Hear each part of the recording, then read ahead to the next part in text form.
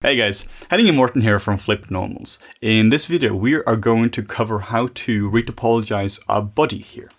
So we're just quickly showing you here in ZBrush we have this little man and this little ogre goblin thing. And the first thing we're going to do is we're just going to use Decimation Master here on it. Like originally this here was around 4 million polys, which is way too much to retop with. So with Decimation Master here we're able to get it down to around like 80,000 polys. So I'm not actually going to decimate it because it's already been done, but you essentially go to C plugin, you go to Decimation Master, you hit pre-process current, you select your poly count here, or the amount of decimation you want as a percentage, hit decimate current, and then you just export it out. Import it back into Maya, and we are ready to start our retopology here. Woohoo! So essentially, super nice. Super nice decimated model here, which we can actually work with now. Yeah, we don't really need more than that. No. For when we're retopologizing. No, we really don't. So we do have some additional videos on retopology, such as retopologizing a face and just general introduction to retopo. So we recommend checking out those as well. We're not really going to be covering the tool here. We're just going to get started. So very first thing, select a model and hit this guy here, make live. This just means that stuff can now be snapped to it. So we're going over to our modeling toolkit and we're using QuadDraw. QuadDraw is really the foundation for all of the retopology stuff we're going to be doing. So whenever I retopo, I like to just block it in. Same with sculpting as well. Like we're not going to go in here and do like this and just start from this granular level. We're going to start way bigger. We're also just going to be doing one side of it. So we just start blocking stuff out here. Just by That's like cheating. Yeah, I know. It's not real 3D anymore. So we can just start out by blocking out some big points here. You do this just by making the points by clicking and then just hold down the Shift key to make the points. And I just want to get the big loops around here. Hold on the Tab key just to drag it out. I'm trying to get this center line here as well. We had a question actually, why do we just do one side and not work with symmetry? Well, first off, I just inherently distrust symmetry. I have so many bad experiences where it just breaks like crazy. But also, it just keeps it light. Because QuadDraw does get a bit slow after a while. One thing you can actually do to speed up QuadDraw is to work with it without any history on. Or, while you're doing your retopology progressive, just like just delete your history. You can disable that up here. Yeah. Click this little button here, and then you can just disable. We actually don't need history. Let's just disable that. So that should speed things up a little bit. Yeah. But it can get heavy with this kind of block, like with the blocking here. You're not really going to run into any issues with it being heavy, unless you have maybe an ancient computer or something. Yeah. But in terms of when we start getting to some more defined things, like you have muscles and everything, then it can get a little bit heavy. Yeah.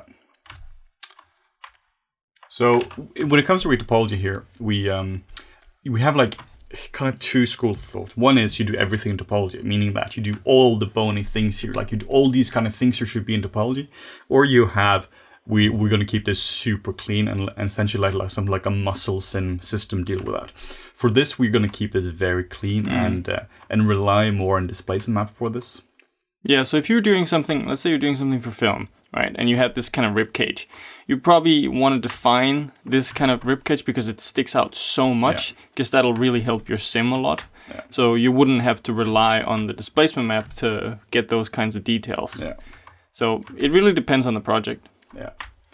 You don't want to go too granular with stuff, because then your topology just goes crazy messy.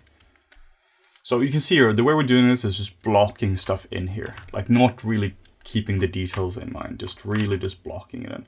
Hold down the Control key to just add a loop here. Let me just enable history again, because we get these annoying error messages. So you can also just hold on the Shift key, just to smooth out the points as well. So block it in here.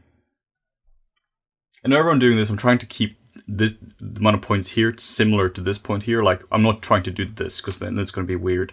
I'm trying to put this all the way up here, so it's just an equal amount of points. Same here as well, equal amount of points. And then you can always add a loop afterwards. For sure. Like the less loops that you have in the beginning, the easier your retopology process is going to be. Hugely important. Keep it simple. So for this as well, we're not going to do the head or the hands or the feet, because that's a video by itself. Here's a tip for you. I've done like 2 or 3 hands throughout my entire CG career in topology, and I use the same hands and the same feet for all my models. Is that a little cheat? That is a super cheat, because I definitely recommend you do it. You know, make a really good 1 or 2 sets of hands that work for a lot of cases. Like this one here, you know, has long nails and stuff, so you can always add to it. But your base topology for your hands, maybe even your forearms, is already down. Yeah. So you can just attach that to your existing model. Yeah. That's usually how I work, because it's like, I just don't have time to do a hand again. Yeah. Like doing a hand is like doing the entire body. Yeah, it really is. And hands are very similar. Yeah. I mean, yeah, there is a lot of variation in people's heads or like all kind of crazy stuff here. And obviously you can't reuse this base mesh here because this is a very specific character. But for hand, I mean... Yeah. Like if you had a generic man topology kind of thing, you could probably use that for this body. Yeah. You'd probably want to do something different for the head because it's very, very different from a human. Yeah, you can see here. Yeah, but you know, and the hands as well. For sure. Have long nails, but you'll easily be able to use a generic human base mesh for this. Yeah. When it comes to the arms as well here, like I'm just keeping this stuff here simple. Like what you can do for the arms is you can make like a cylinder and you can shrink wrap it, but then you have to change tools. I'm just lazy like this. I'm just gonna drag it out here, just so we have something which is working approximately. Like yeah, this. And the nice thing about the Quadra tools, like you can drag things out like this. You go in and smooth it afterwards, and sort of like just conforms pretty good to the arm. Yeah. So adding, obviously we need some more loops where there are more curvature. Like here, you can see it was super flat beforehand. But I really don't want to go too heavy with this.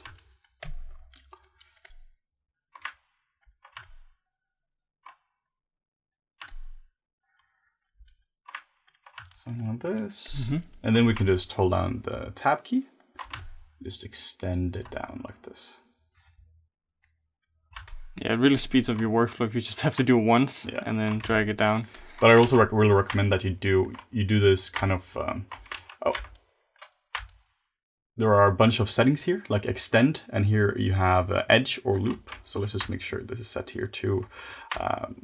If you hold on the tab key and right mouse button, you get also up this menu here. This is what happened. I accidentally enabled a marking menu. So here you have a bunch of settings. We do cover this more in the former videos. So definitely check those out. But what I recommend is you just keep this clean. Every single time you do an extrusion like this, clean it up. It's going to make your life so much easier. Yeah, and also, especially when you're doing arms, in terms of the topology, I don't think I've really seen a mesh that would work well if you try to define the muscles in topology. Like a standard arm, like if you use it for games, if you use it for VFX, whatever it is, would almost always be just a cylinder. Yeah. Because you can get even spacing between your quads, and it's predictable. Yeah. So the sim is going to resolve super nicely. Yeah. So this is how I would recommend doing arms. You don't need to... I mean, you can, of course, try to... Like, if you have a specific use case for where you want to tighten the forearms or something, and maybe your muscle sim can't really resolve it, maybe you'd want to put that into topology. Yeah. But for most cases, a cylindrical arm like this, it's the way to go. Yeah. Even if you don't do sim for it, like one of the issues with the forearm is there are 2 bones in here, which means that you don't actually rotate your hand down here. That when you're rotating the hand, you're rotating the entire forearm. Yeah. So the forearm is just deceptively tricky to do. So I would just try to keep that clean. Like Morten says, if you're blocking in too many muscles, you might just be in trouble when it comes to that. Yeah, because whatever you put into topology, you kind of lock yourself in later down the line. So if you've blocked in something that goes around the forearm in a strange way to sort of conform to the muscles, you might be in trouble later. Yeah. For sure. I definitely recommend getting, if depending on the pose that you're in, you want to twist your topology on the forearm to sort of go along the muscles. Yeah. Like you don't want to go across the muscles. It's kind of what we're trying to do here now. Yeah, It's just going a bit across here. Yeah, don't fight it. Don't fight the muscles when it comes to topology. So here as well, I just want to smooth this out a little bit here because I don't want to go in and just tweak all this. So you can just hit the B key to get the smooth selection. And you hold down B and you drag on your screen, you can sort of decrease it in size. Yeah, up and down. So we can just do this now. Just hold down the Shift key and we can just smooth it out a little.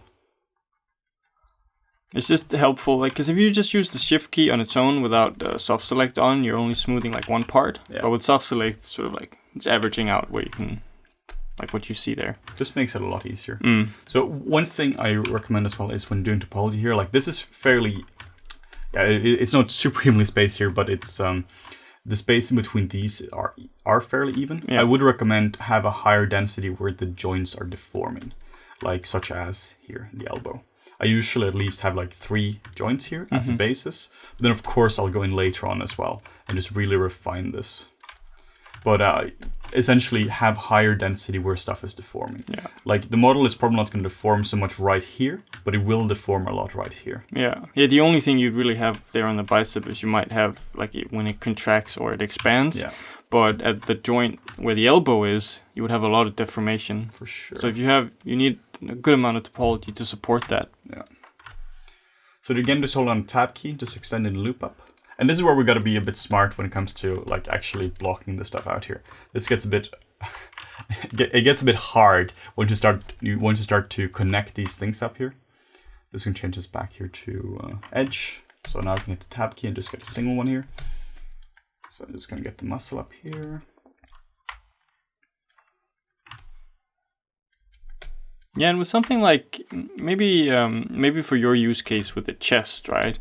If you have something that deforms a lot for the chest, you might want something that actually conforms to the muscle. Like so where they originate and where they insert, that might be you want to follow the topology in the same way. You could have the same thing with the triceps. Have something like a round border going around both of the heads, all of the heads of the triceps to get better deformation. Yeah, that also depends like how lean you are, or how like if you're doing like an old person with very low muscle density, you probably don't need that. But if you're doing like the Rock or something, or the Hulk, where muscles actually is a pretty major part of the character. Yeah. So I just want to get this stuff here just to go around a bit. But I mean, again, for most characters that we do for VFX, most of them just use a standard base mesh. Yeah. Because first of all, you don't have time to redo topology every single time you do a character. No. When let's say you have to do Thor or something, he's still a human. I mean. He's a muscular human. He's a muscular human, but he's still a human. So being able to use the same base mesh, being able to re-rig it really quickly because you have all your weights and everything, that really speeds up your pipeline. Yeah, you would never redo the base mesh. No. That would be insane. That would be the thoughts of a madman to do that. The only time we redo the base mesh is if like we're actually like upgrading our entire system. Yeah. Like let's say we need to like the system we're using is ancient now and it's time to actually do a proper upgrade. But we're not just gonna do that for each character. So if you want to be like a junior modeler or something like that, retopology of a human is not something you are gonna be doing. No. You might do retopology of something like this or something more creative. Yeah, but the thing is, the studio already has a mesh for you to use. Yeah. So that's they've probably made it better that you could do. Yeah, they spent a lot of time on it. Yeah. So the reason I like doing retopology is it feels like a puzzle. Yeah, how do you connect all the pieces? Yeah, exactly. I'm just looking around now. Often the way I'm doing this, I'm just like, fuck, let's just add more loops to it. Yeah. The annoying thing is if you have, like, let's say what I mentioned before, where you add like a hand, like you have a predefined hand, and you have to add that to an already kind of finished piece of topology. Yeah. Trying to fit 2 pieces together can be really annoying and really tricky, especially if it's like, you can't add any more loops here. geez, what do I do then? Yeah. So that's when it gets really tricky. We actually had some questions on the last videos we're doing, like, what if you're doing retopology like this and you want to keep working on it? And I thought it was a curious question, because essentially you just save your model now, and you can go into the outliner, this window outliner here, and let's say we are now in, like, we have a different model here, like we have a little cube down here. And the question now was like, what if I want to continue my retopology now? Just delete this guy. You go back into here. Maybe we can rename this Retopo. Just enable the Quadro tool. Oh, like that. Yeah. So I thought it was a pretty interesting question. Like it's one of these, like, it's not a stupid question. It's just a, I hadn't thought about that. Yeah. Because the way you continue Retopo, just continue your Retopo. Yeah, it's not like you only get one shot. No, not at all. And if you want to, also if you want to export this out, let's say you want to work with this in different software, you can just select this guy here. You just go to File, Export Selection. You set this here to, I'm just going to make sure that OBJ, you need to have OBJ export enabled in the plugin. Which should be enabled by default now. From 2017 and onwards, that should be enabled by default. If you're on older versions, you're going to have to just go to plugin manager. So just set this to OBJ and call this whatever, and then you just export out. Yeah. So same thing for the legs as well. Making a nice little friendly grid. Yeah. Like, again, legs are kind of like arms. Yeah. Cylinders are your friend there. Yeah. Where you might have to try to tweak it a little bit is the butt. Like trying to get everything to work with the butt there. The butt is hard to do. Essentially, whenever you have directional change, like you can see here, we were going to have to figure out a way to connect this up here, and I'm kind of regretting doing this. It's hard to do retopology live like this. So we can also just go into, hold on tab key and just set this here to border, and then just extend this out now. Just make sure everything is nice and clean. But you can see how low poly will go here. Yeah. And this is the exact same way I would do this for whatever I was doing, like film, game, whatever, it doesn't matter. Keep it just super clean in the beginning. Because if you want to change the flow later on, you practically can't do that if this is too heavy. One super nice thing about keeping it low like this is that, let's say your next version of this is going to be a higher res one, then you can just subdivide this and then sort of conform it to your mesh again. Yeah. And now you have a low res version and a high res version. Yeah. This is usually how we deal with it when it comes to rigging and animation. So rigging, they'll have a lower res version of our model because it's a lot easier for them to paint weights. Animation, they'll also be using the low res version because it's just a lot faster. Yeah. You know, their animation scenes can get quite heavy, especially when you have like a really high res character. Yeah. So and you have we have modelers like myself and Morten who just go like, 400,000 per character. That's totally fine. They should be able to run that, right? So having, that's something I really advise you to keep in mind. Having a base mesh that you can actually subdivide, like go up and down in subdivision level, really helps you a lot. It really does. We're going to be doing this at the end of this video, where we're doing exactly that. Essentially taking this guy and just subdividing it. That also makes it look just so much better. Yeah. It's actually interesting. It reminds me, because of the blue color. Do you remember the like there was like a Shandak kind of. Oh yeah, there was a Joan of Arc tutorial. Joan of Arc, that's Joan of Arc tutorial back in like 10 years ago. Yeah, on 3D Total. 3D Total. Yeah, it was poly modeling. This is before you really had sculpting. Before sculpting became. And it was just like, you poly model every single piece, and it was the best tutorial out there. Like you would have like a box. You started out with a box. You would extrude the box, but the reason it reminded me of was because of the blue color. Yeah, because that was very distinct. That was back in the old days. Yeah. If you're interested in how it used to be done, it was miserable back then. Go 3D Total and Joan of Arc. Joan of Arc, that's the one. Yeah, Joan of Arc. It's 3D is so much easier these days than it was when. I mean, we could start like back mid 2000s or so. Yeah. And at first there weren't a lot of good tutorials. You had like Joan of Arc and all that, but also just from a technological point of view. I mean, of course, our computers were also from 2005. I mean, they sucked. That's very true. So first they couldn't run anything. Yeah. There was no, and as a result of them not being able to run anything, we couldn't get nice renders, because today we just going like, what's the physical accurate way of doing it? Yeah. Back then you had to cheat everything. What's the physical accurate way?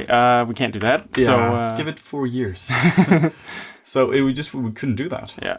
And sculpting as well. You know, we had to polymodel stuff. Yeah. So you sometimes you'll come across really old models where they're actually polymodeling. And I mean, polymodeling is a fantastic, useful tool. I mean, or a skill to have, because I mean that's kind of the foundation of 3D modeling.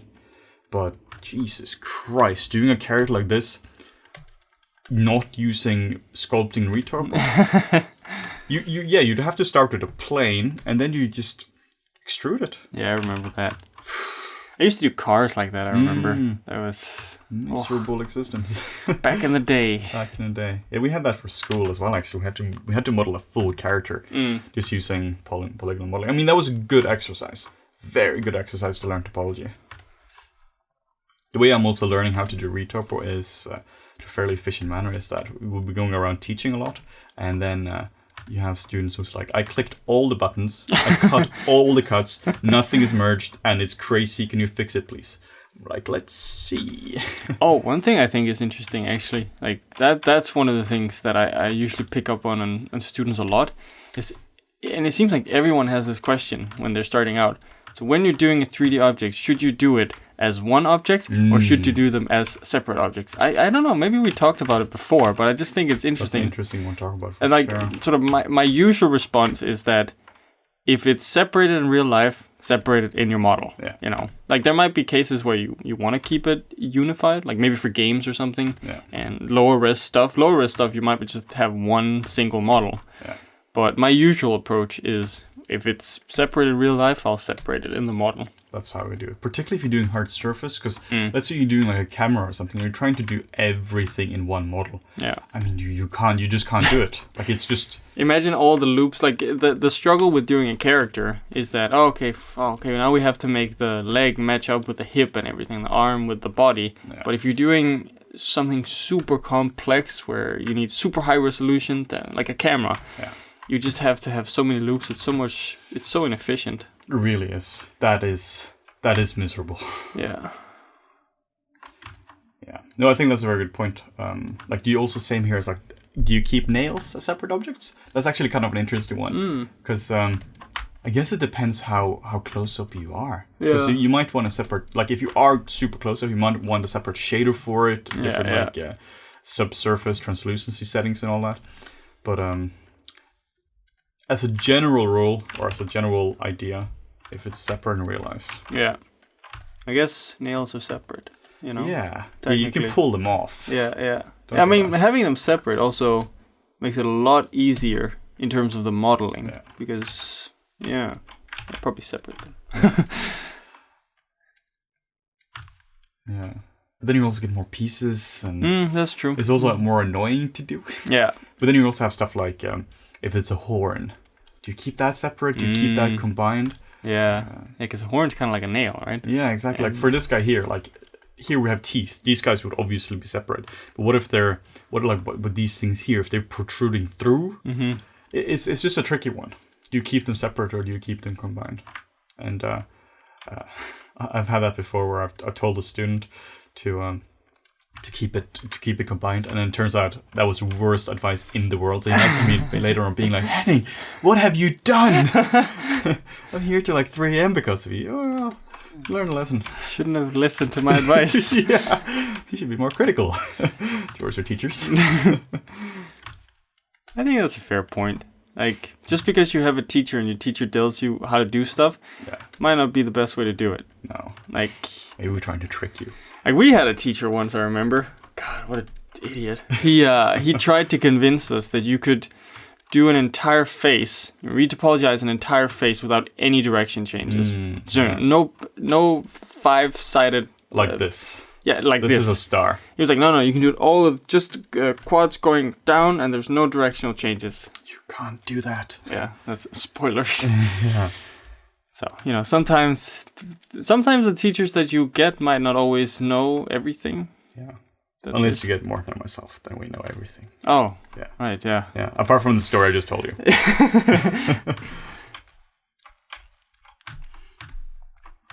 a cute little butt. Yeah, it is a very cute little butt, thanks. these weird sculpting monster butts. Yeah. So would you keep the anus separated in this case? I mean, I know we talked a lot about in the last video about like monster scrotums. Oh, right. Yeah. Yeah. Well, then I guess we have to cover the anus, I suppose. Yeah, I didn't really sculpt that in here because I figured I didn't want to spend too much time sculpting like a really detailed one. Yeah, I'm not gonna mention any names in terms of films, but you know they have a tendency to remove any sort of genitalia from animals. It's weird. But like, think about you have you have a giant elephant or something just walking through the forest. It's not like they're subtle, you know, or a horse, you know. So. And that's why we're talking about horse dicks again. Have we covered that before? Probably talked about that. All right, the last video, that was male nipples. Yeah, that was male nipples. To be fair, that's not our fault. That just happened to get in there. Yeah. So now we're trying to connect everything up here. And what you want to avoid is spirals. And that can be really annoying. Like, what I'm trying to avoid here now, that this stuff here goes and just spirals down and just spirals like crazy. Because that is annoying. Actually, what Morten was talking about before, about how it's hard to connect like a hand up to a body, like if you have it pre-made. That's also exactly why I prefer to do this kind of stuff by hand with Retopology.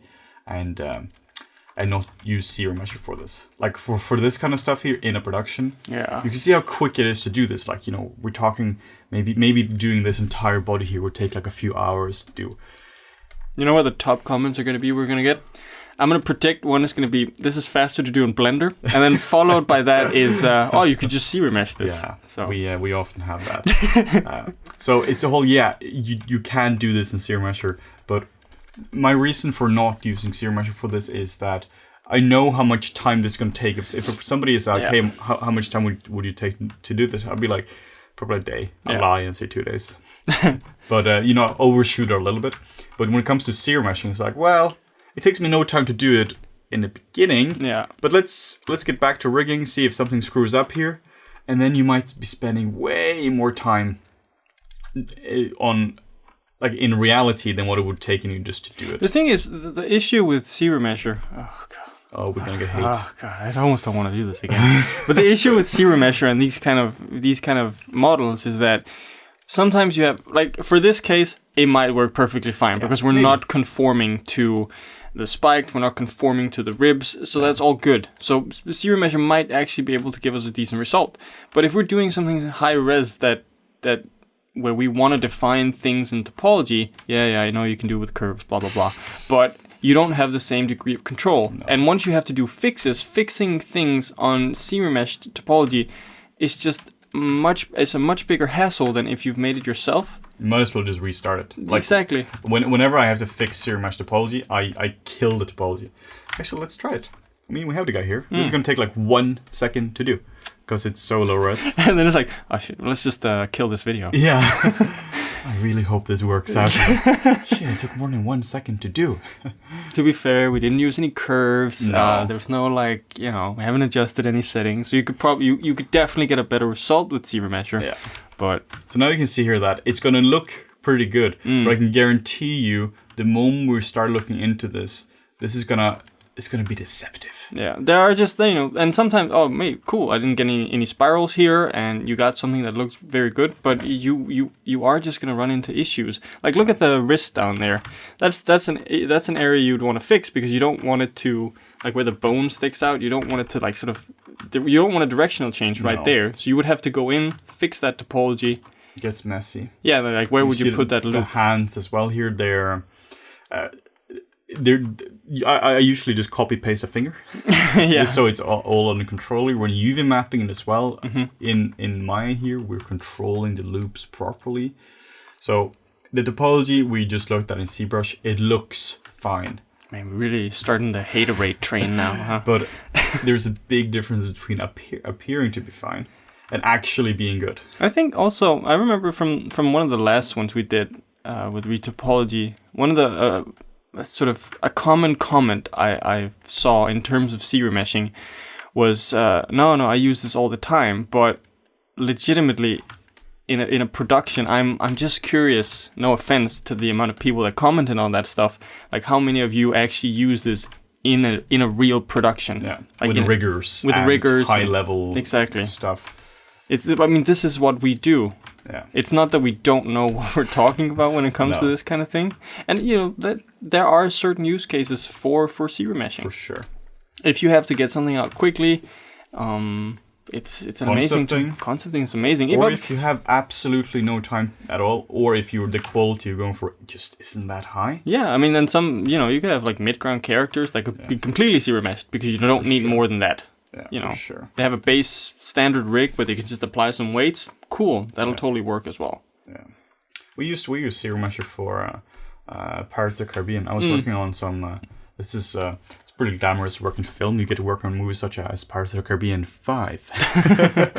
So I was working on that some years ago now, like 3 years ago, and we did. I was working on the sharks. I was doing concept sculpting and modeling for that. And for those, zero meshing was perfectly fine. One of the reasons was they kept changing their bloody mind all the time about what they wanted. Yeah. So we were like, screw this, we zero mesh this. And that worked up in the final movie. We had to do some manual tweaks for that. But for that, it actually worked. But you're doing a shark. Like, it's not deforming a whole lot, it's wobbling. Yeah. Essentially, it's a bent deformer. No offense to the riggers who rig that. But, it's not... This guy here will deform so much more than a shark was doing that. So in certain cases, for sure. Yeah, shark, kind of just goes back and forth, opens its mouth. It wobbles a lot. Yeah. So yeah, we're not hating on zero mesher. It's a tool. Like anything else, it's a tool. It's just a tool. Like Blender. Oh no. Oh no. Don't talk about it. I don't know why we get so much hate for Blender. Yeah, it's funny because we're actually very optimistic about Blender. Like I don't think we've ever said anything bad about Blender. No. Except for the fact that you couldn't get a job or something. Yeah. Maybe that was it's funny with Blender. I mean, we're going off tangents here, but I'm just retoping anyway. With Blender, it's funny because we're saying our position is it's a fantastic tool. You can do most things you can do in all the software with it. But no big studio uses it. And then they're like, but then we use it for Man on High Castle and for Hardcore Henry. Yeah. That was 2 projects. That's 2 projects. Cool. How many films get made every year?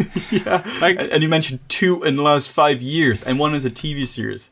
Like, I like Blender. I've used it a little bit. I'm in no way an expert on it. But you have a tutorial on it. And I would love to... Which you made. Oh, that's true. Was it like a UV then? Yeah, that was a UV one. I would love to see it get more mainstream, just because it's a cool tool. It's free to use. It would allow people to get into 3D a lot easier. Yeah, for sure.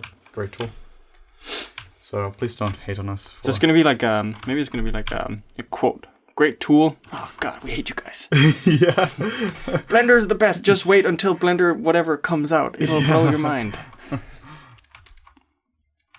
I'm sure it's very good. Yeah, they're talking about version 2.8, which is coming out fairly soon. Which I looked a bit into that. That looks really good. Apparently, it's a lot better for interoperability between different software and just a bunch of really nice tools for it. That's cool. Like Blender is one of these tools I could totally see myself getting into. Yeah. It just also because there's just so much passion around it. Yeah. So there are some areas here, just so I'm going back to actual topology now, what the video is about. There are some areas here, you can see it stretching like crazy, and you could add loops to this. But what I would do for this is I would extrude it. I'll just select the points around it, and I would just do an extrusion for this.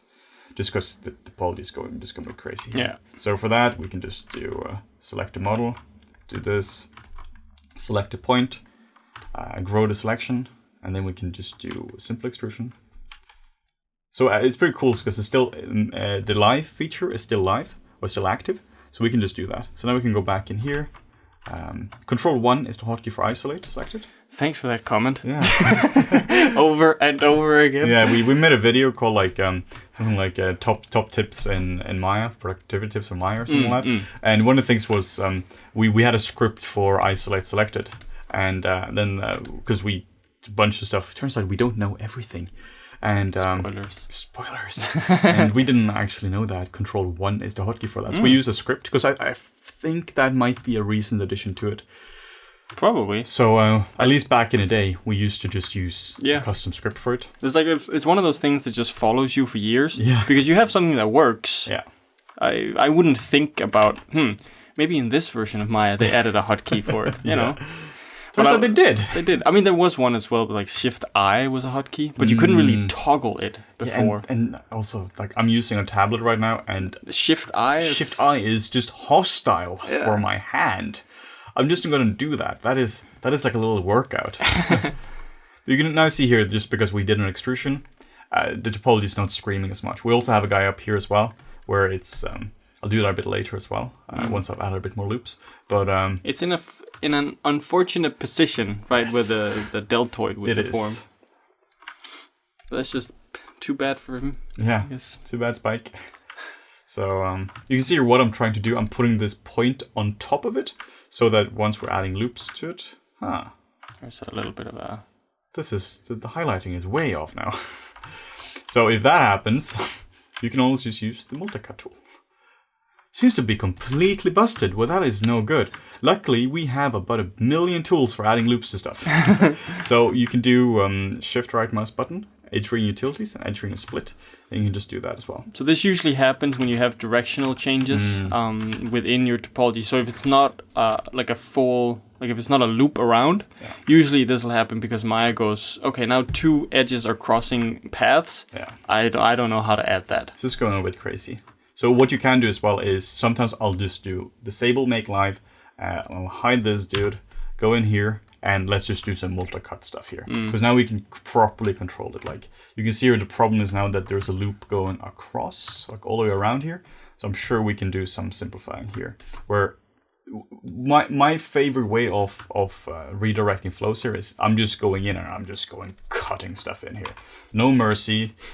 We're just cutting stuff in here now. Usually I just go in and I actually just delete the faces because I don't know, my brain doesn't work well with this kind of topology. No. I just go like, okay, I can't. I'll just delete that and then I'll rebuild it. Because I'm only rebuilding a little part of it. That makes sense to my brain, at least.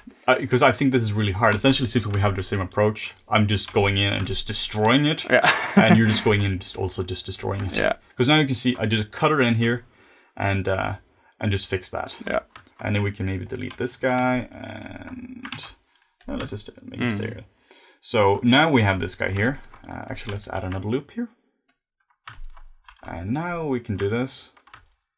And just extrude her in.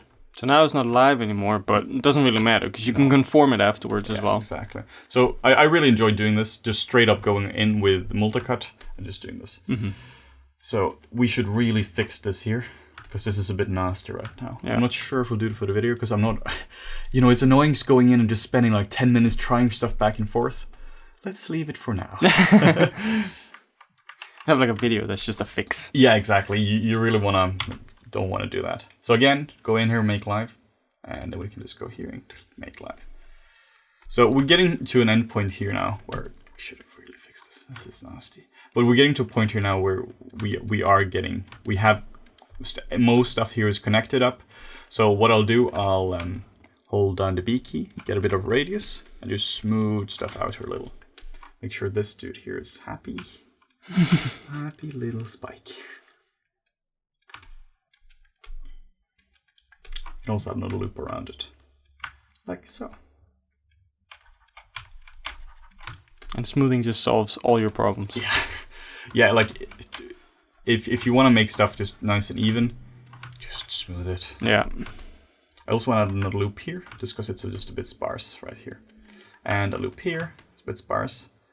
And let's go back to isolation here and disable this. So what I want to do now, I want to make sure that all the points are centered because they are not going to be centered. So just make sure the grid is enabled, just so we can see that. We can select all the center points and just make sure they're all selected like so. So really important, make sure only these are selected. And now we can go up here. And we can have absolute transform. You can just simply put in coordinates here. Hit 0. And this just puts them in 0. So if you now go here, they're all centered. What you can also do, you can kind of put the manipulator in here and just scale it on. It's like the old school way of doing it. The old school way of doing it. So again, go back and forth between body ref and make live. One thing I do sometimes is I keep it live, but I hide the body, because that allows me, especially when I'm sort of smoothing out and just figuring out where things or should exist. It's just a little easier to see what's actually going on. Yeah. So Maya is actually a really good retopology tool now, because you can do all these kind of things here. They had the make live feature for years, but now with the addition of Quadro, which has been for a few years now, it's actually a really solid tool for this. So let's go a bit crazy here. Let's smooth it out. Like what I would try to avoid is, you see this line here goes ticka ticka ticka ticka. So we make sound effects. Don't worry about it. Makes tutorials better. It makes tutorials better. So just try to smooth these out a little bit here. And so we're almost there. Now I'm just gonna add a few more loops. I want one more loop in here. Let's just unhide this again. Select this guy. Because you can see it doesn't really conform to it. So go in here, and then we're just gonna clean it up a little bit here. Sometimes the issue with the smoothing, like sometimes you can run into issues when you're smoothing, that it'll try to smooth between sort of like, not in the creases, but it'll smooth between like the 2 points above. So sometimes it can be hard if you're smoothing to actually get that nice crisp edge in there. So sometimes you'll just have to move it manually. Unfortunately, you have to do work. What? I'm also trying here now that this here it's not perfectly spaced. I'm trying to make it pinch more here and go more up here, just so it conforms better to the shape. Yeah, because if you think about it right now, his leg is bent. So it's already like in a kind of deformed state. Yeah. Yeah. So let's just add a few more loops in here. And then we'll just go on the smoothing train again.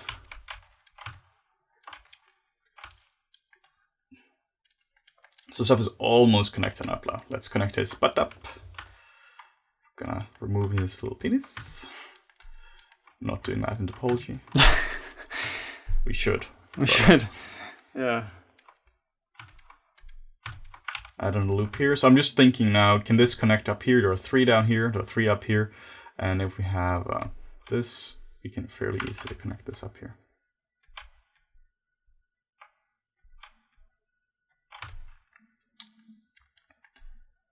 So something like that. So what we have now, we have a nice loop going all the way down here, which goes all the way down here. Same with the arms as well. They're going all the way down. So just keeping it nice and simple. So like I said, the area I would have reworked if we had more time. Don't want to bore you with too much stuff here. Is I would definitely keep this here cleaner. This here is fairly messy right now. So the next step here now is, well, actually let's do it simple, smooth again, just to make sure everything is nice. And then we'll just smooth it. Actually smooth the model. So hold down, save the model, save it first. Hold down the Shift right mouse button and do smooth. And now we have a way smoother model. And now you can see it just looks way more pro right away. Like it just looks better. Yeah. So now what we can do, now we can go in and now we can like just start to smooth it down. Now you can see that, hold down the Shift key and just smooth it down. It's going to just conform better to the model. Yeah, because once you smooth it, it starts to shrink. Yeah. So if I was doing this for production, I would have kept both of these meshes here, because then you have, like Morten was saying before, you have like a high and you have the low. Yeah. Which can be quite handy for like the animation version. So we would also probably keep it one subdivision higher than this as well for render mesh. This here might be, maybe this here is animation, or at least we would probably do one subdivision higher than this as well, just depending on the need. So then let's hide the body ref. And now we have a body here. And let's again just make sure that these are all centered. Pretty sure they are. So then we just got to be mirroring this over. Unhide, unselect these guys. Set this to 0. Yeah, they were fine. Save it. And then we're just going to go to Shift right mouse button and hit mirror. So here we just have a perfect mirror now. We can set the merge threshold. Sometimes you want to set this all the way down to 0.01. And if your model is set up correctly, then the x-axis with direction set to minus should be correct. And there you go. There you go. we're just gonna do a super quick little thing here in the center line, just to make sure this is all good. And we are good. So let's look at this with some wireframe on.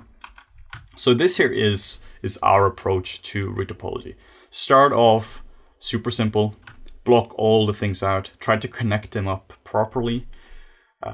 Just keep it simple, subdivide it at the end, have more resolution at the joints like this and here. Should probably add a few more here as well. Just keep it simple, extrude stuff like this and like this.